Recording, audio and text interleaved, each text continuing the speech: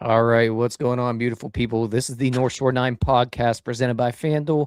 I'm Tyler. With me is Doug, and you're listening to the NS9 postgame show powered by Permane Brothers, where we are once again not giving away sandwiches. Douglas Freshwater, what's going on, man? I'm confused. I thought this was North Shore 11. I've got a bunch of Aaron Rodgers stuff ready to go. Like, why would anybody want to talk about this baseball game? I mean, are you sure we're doing the right show? Yeah, What a this is terrible game. back to back shows for me where just some absolutely brutal losses. Um, Pirates lose this one 6-0 to the Phillies. The Phillies complete the sweep over the Pirates. The Pirates now drop to 24-23, not even remotely competitive today. Paul And Skenes was on the mound, and it yeah, was a clunker. yeah. I mean, it's you come into this game thinking, all right, at least we can get one, and we've got Paul Skeens. Now he's going against Zack Wheeler, so it's not like you knew runs weren't going to be in abundance. But man, the past two games, it's this team does not. The thing about this team, like when they win and we're all excited and they look good, and you're like, whoa, there's something there. But God, when they lose, they look, I mean, it's like last year. They look like one of the worst teams. It's just so awful. They nobody looks like they know what to do at the plate. They can't field. Two guys run to a ball, it stays up in the air for half an hour, and one guy slides, the other guy peels off. Both of them could have caught it. Nobody does. I mean, it's just, oh God, they're just when they lose, they're terrible. They just don't lose like, oh gosh, we lost 3-2, good pitching effort. No, there's always something to it that makes you think, how did they ever win any of those other games? That's a really good point because the more I think about it now, almost every game they've lost has just been like, at least early in the year, it felt like, you know what, that's a throwaway game. You're going to lose some of those. And then you mix in the brutal losses they've had, including one on Friday that Right. started this entire tailspin.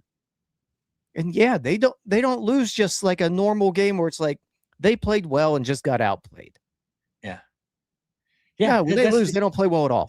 No, it's like an epic failure. Like Paul Skeens does not pitch well. The bullpen does not, allows inherited runners to score, and the outfielders can't catch pop ups. And I'm surprised there wasn't some sort of Nick Gonzalez trying to stretch a bunt into a triple thrown out, type some sort of base running blunder or something. It's yeah.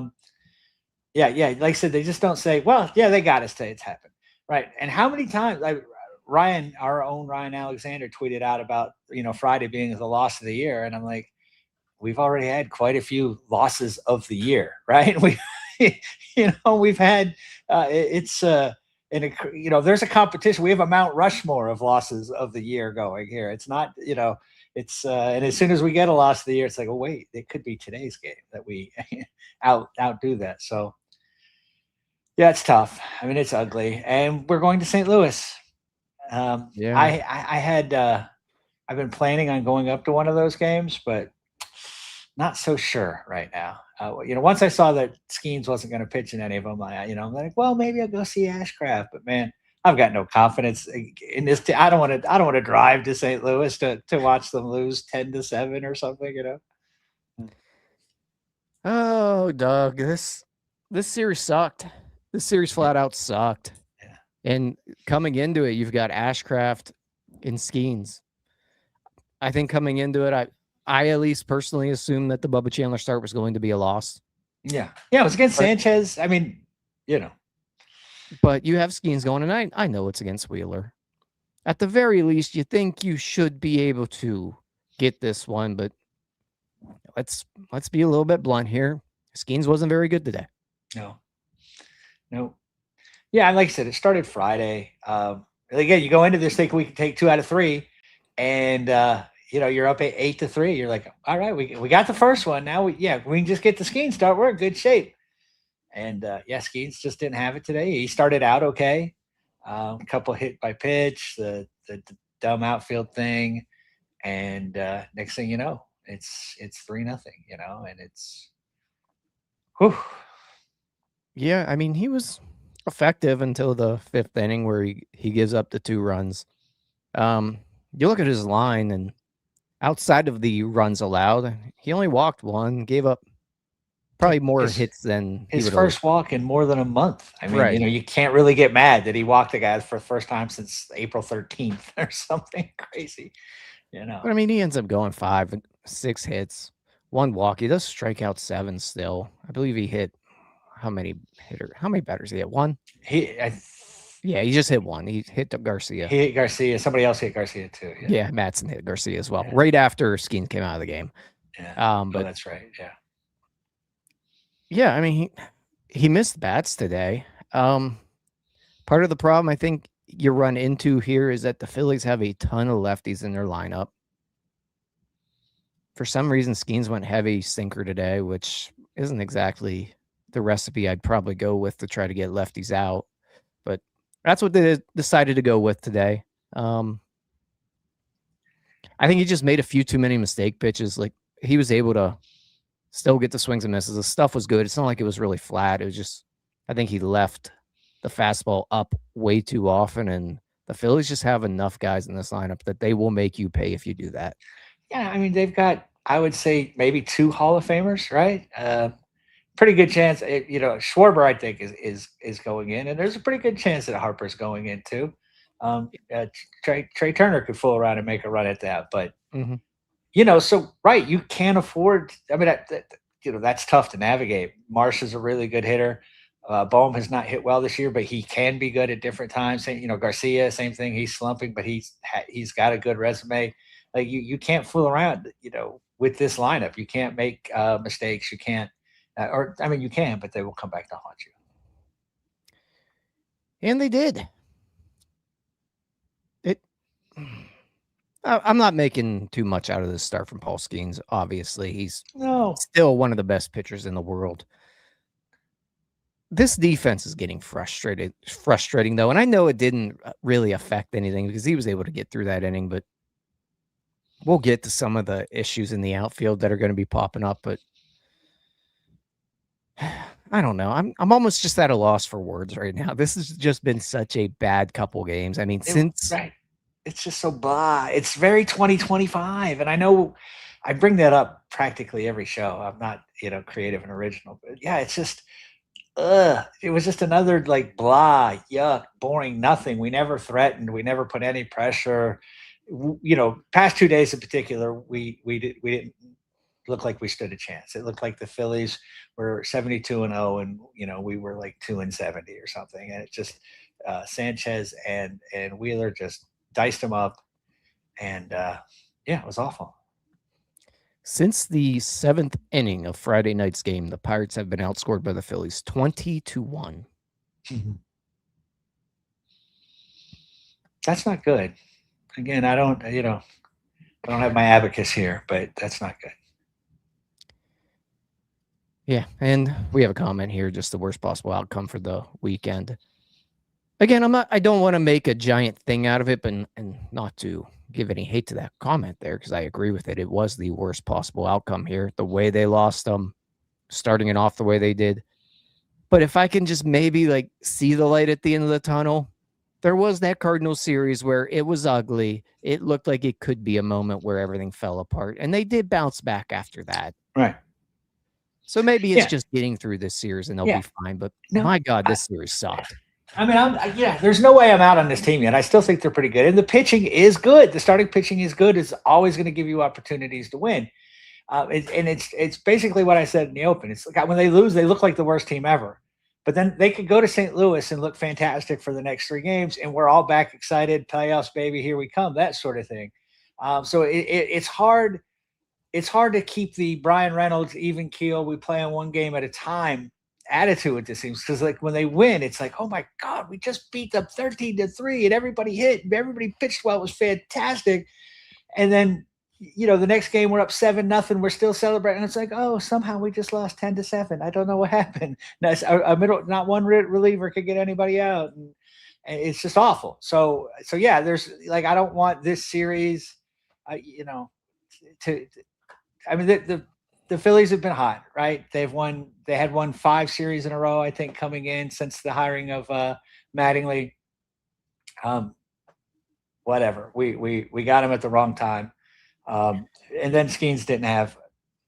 But what do you expect from Skenes' next performance? He'll probably go 7 hitless innings, and we'll be mad that Donnie took him out, and that sort of thing. So, yeah, it's they're frustrating, they're exasperating, but I'm not going to give up quite yet. Yeah, and just to wrap up kind of the Paul Skenes talk that we really didn't have here, because I don't want to say anything negative about Paul Skenes. He's fine. No, he had a bad outing. He's the best pitcher in baseball, right? Yeah, it's fine. I'm not going to say anything negative about the guy, but he left the game there in the 6th inning.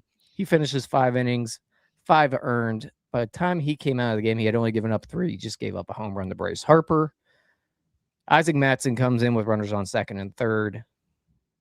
Isaac Mattson can't get guys out this year, apparently, and that closed the book on Skenes. 5 innings, 5 earned.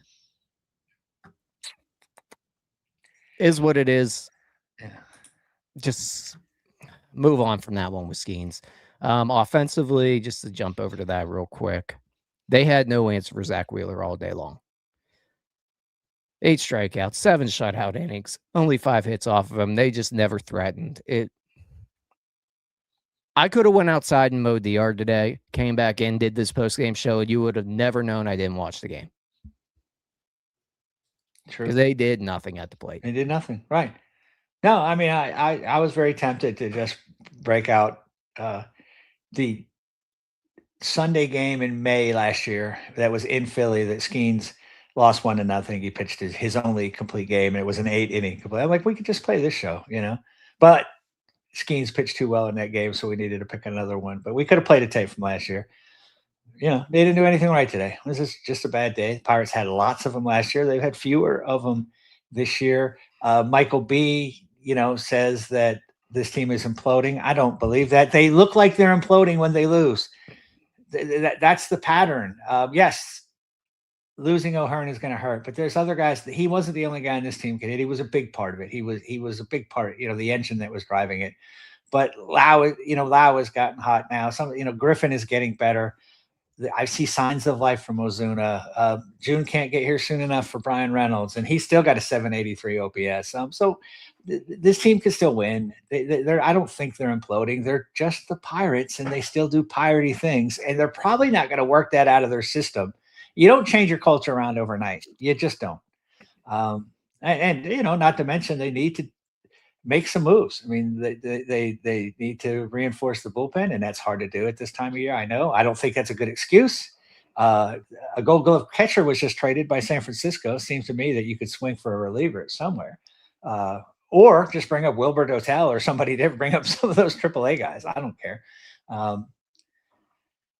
But yeah, I mean, they certainly at the trade deadline need to look for outfielders that can catch the ball, maybe, and relievers that can get outs, that sort of thing. But yeah, there's work to do. There's work to do for this whole organization. Always has been, always will be. But I still think they can. They can turn it right back around. And I know how foolish that sounds as they are, on their way to St. Louis, right? So it is a big series coming up. There were some positive there offensively, though. You mentioned Konnor Griffin.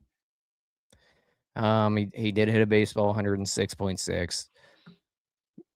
Kind of robbed of a hit later in the game as well. Could have had 2 hits. I'd like to see a little more thump out of him.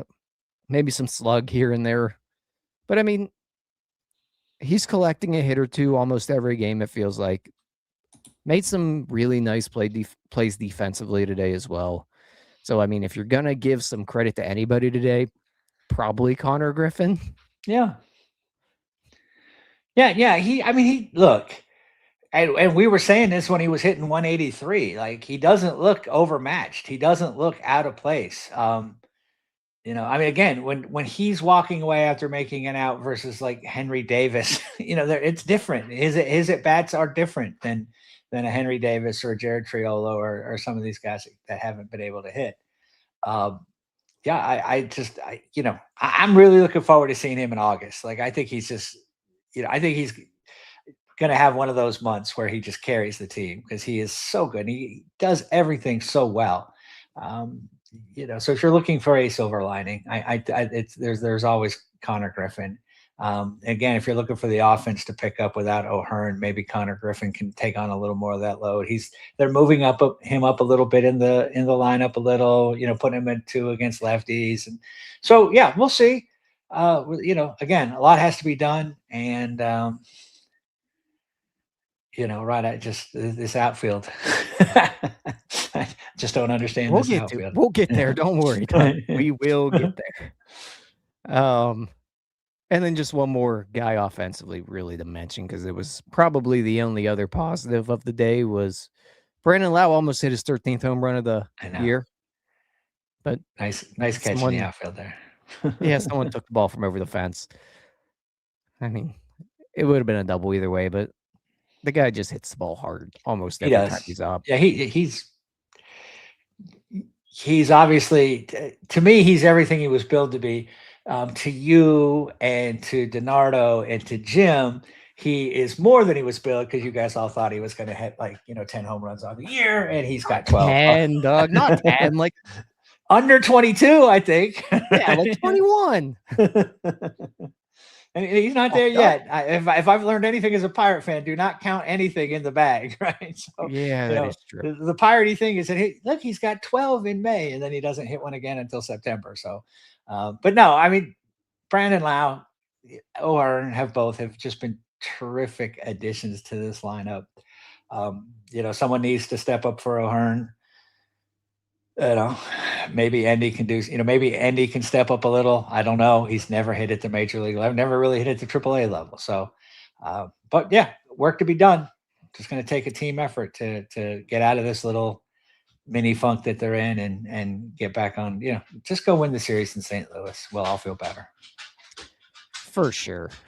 Before we move on to our next segment here, let me get you over to Cody to tell you folks about the IQ Bar. This episode is brought to you by IQ Bar, our exclusive snack hydration sponsor. IQ Bar protein bars, IQ Mix hydration mixes, and IQ Joe mushroom coffees are the delicious, low-sugar, brain and body fuel you need to win your day. The Ultimate Sampler Pack is a great way for you to try all IQ Bar products and flavors. You get 9 IQ bars, 8 IQ Mix sticks, and 4 IQ Joe sticks. All IQ Bar products are clean label certified and entirely free from gluten, dairy, soy, GMOs, and artificial ingredients. With over 20,000 5-star reviews and counting, more people than ever are fueling their lifestyles with IQ Bar's brain and body boosting bars, hydration mixes, and mushroom coffees. The Ultimate Sampler Pack includes all 3. My personal favorites so far have been the almond butter chip and the iced tea lemonade hydration mix. It's just really full of flavor. I love starting my day with it, and I couldn't imagine starting my day with anything else other than IQ Bar products. Right now, IQ Bar is offering our podcast listeners 20% off all IQ Bar products, including the Ultimate Sampler Pack, plus free shipping. To get your 20% off, text MLB to 64,000. That's MLB 64000. Message and data rates may apply. See terms for details. Brain and body boosting bars. Ooh, so alliteration. Yeah, he was so smooth with that. I would have tripped over that. 64000. Speaking of 64,000 things, that's the amount of runs the Pirates bullpen has given up recently. Today, they didn't give up that many. I mentioned earlier, Isaac Mattson did allow the 2 inherited runners for Paul Skenes. He was able to clean it up after that. Didn't miss any bats. Yohan Ramirez is a Cy Young candidate in games that are already decided. He is the greatest reliever of all time when the game is over. When it doesn't matter. You get an inning out of Ramirez, 3 strikeouts, struck out Schwarber as well. Like, he wasn't facing bums. He looked nasty, and the game was decided. So Yohan Ramirez continues to do what he does. The guy I wanted to talk about here, though, real quick, was Dennis Santana. He gets his first strikeout since Doug was 12 years old today. Does give up a home run, but The swing and miss happened in his game, and I know you're a big Denny Santana guy, Doug. I love him. I love him, but boy, he's got me. He's got me second guessing myself. It's I've had 7 bad marriages, and now my next love has been Dennis Santana. Maybe I can't trust myself when I fall in love like this. But he did. I mean, those first 2 outs, he looked great. I'm like, he's back. Oh gosh, home run. But so progress. I don't know. But I was thinking the same. I'm like, man, I got Doug on today. Like, we're gonna have at least we can have a nice little spot in this show where we can talk about, is Dennis Santana back? And then he gives up a bomb. yeah, Doug, at some point, are you the problem? Like, Taylor Swift writes all these songs about guys that break her heart. At some point, you got to wonder if she's the problem. You have 7 bad marriages, and then Dennis Santana. Are you the problem? We're gonna have to draw that conclusion. Let's say, hi, it's me. I'm the problem. It's tea time. Everyone agrees or something. I don't know. I love that song, but yeah, it's got to be me. It's got to be me. They can't all have been awful people, right? They were all smart enough to leave. That was what they had in common. So there we go. Like I said, he gave up a home run. Then Justin Lawrence finished the game. He didn't give up a run for the first time since Vietnam as well. And that pretty much wraps up your pitching performance. Bullpen, I mean, I guess they did their job in a game that was already decided, which doesn't matter because I need to see them in a close game. Yeah. It's everything. Every good thing that happens with this team comes with a caveat, right? It comes with, can you do this in a winning situation? Can you do this in a close game? Can you do this in the month of June? We've seen you do it, O'Neal Cruz, we've seen you do it this far of the season. Can you, every single thing is comes with, but. So, I mean, again, that's why we're here. We'll be here after every game. We'll be here Monday mornings for Bucko Brew. We'll be here on Wednesday night or Thursday night. We do Saturday, prospects, so we can still sell you the future. We'll be here for you. We will be here for you. To continue to say, gosh, I hope, when it's June, we'll be saying, can he do it in July? So we bring baggage. We've got 40 plus years of really bad baseball. And someone said, 4 bad, it was Robert, I think, said 4 decades of bad baseball, and we get so confused by mediocrity, we think they're good. Maybe that's the case. But we'll be here. We'll be here Tuesday. We will. After and unfortunately, someone who will not be here for what they're calling is weeks will be Ryan O'Hearn. He was placed on the 10-day IL today. In response to that, Jake Mangum was reinstated off of the IL. He gets to start in center field today. You talked about some bad defense out there in the outfield. That also included a second start in a row in right field for Jared Triolo. Why is Billy Cook on this team? They love Triolo. This organization loves Triolo. They do. I mean, they love him because there are times that he's out there. It doesn't seem to make any sense because he really can't hit until September. And now you're playing him in right field. I mean, like, I know he's made a couple nice catches out there, but come on, man. Like, I don't know. His value is his defense, and his defense in the infield. Right. Yeah. And mostly, like, whatever, a third, short, I guess some second, whatever. But yeah. So playing him in right field does not seem to be getting the bang for buck there. And if you're not going to play Billy Cook, I don't know. Can you bring up Joe Stinson Garcia? Does it make sense? Is he hitting well enough? I mean, I know he's still riding high off a 5-hit, 3-homer game, but yeah, I mean, he was a decent defensive outfielder. It would just be nice to have a guy that's actually an outfielder playing in the outfield. So the Pirates are going to have to make a decision here. And right now, yes, like it was what it was today. You put O'Hearn on the IL. You got to make a move, get a lineup out today. That's fine. That cannot be your answer going forward. Jared Triolo in right field, Billy Cook in right field, even Jake Mangum starting every day. I don't want to see that either. Jake Mangum himself told me he's a fourth outfielder.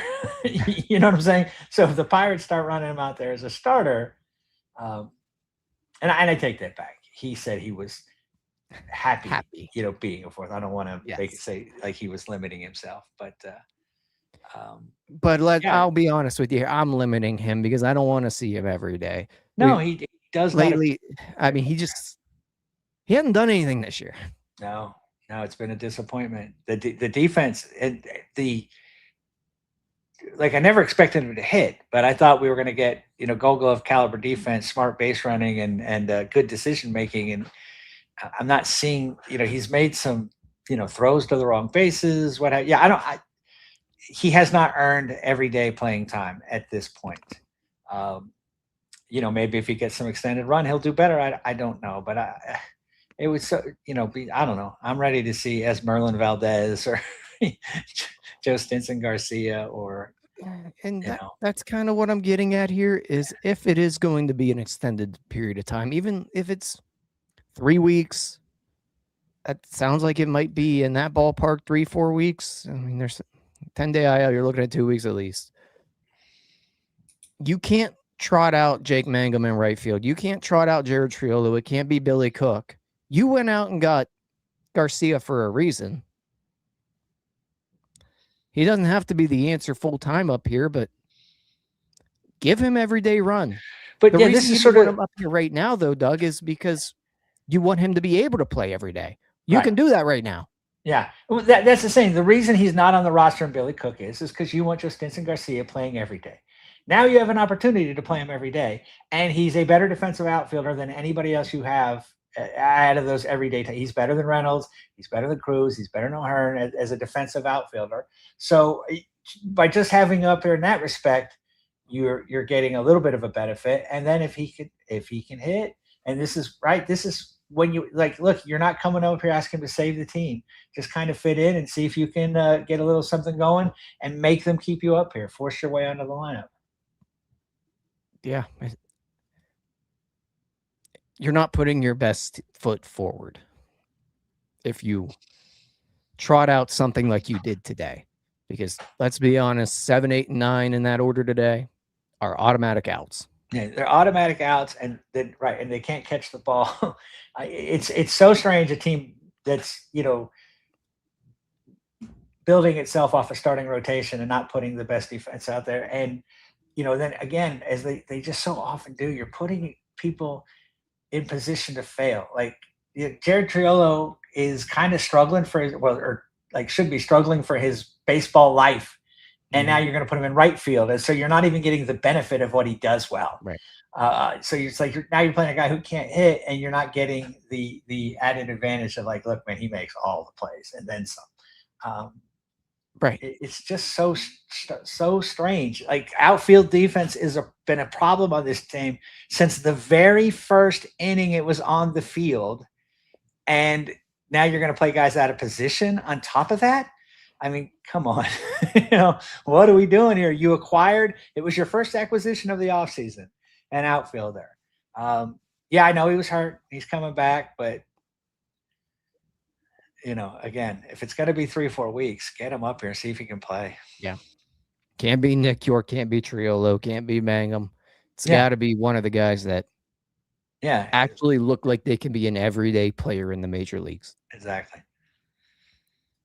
Yeah, give them a test. You learn a lot up here when you come up here. You learn a lot. You learn, you see the difference in the game. You see the difference in the quality of pitches you face. So no reason to, not start that sort of clock ticking there. So.